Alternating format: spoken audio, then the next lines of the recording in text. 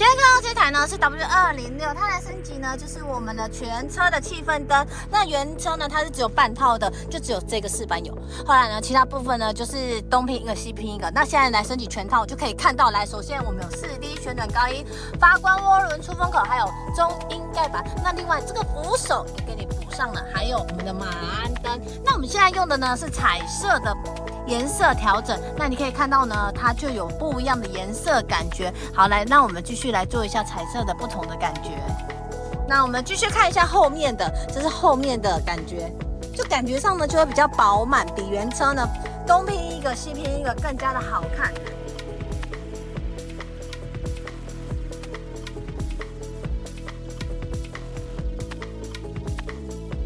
好，那我们来做一下灯色的部分。来，先来看一下紫色的。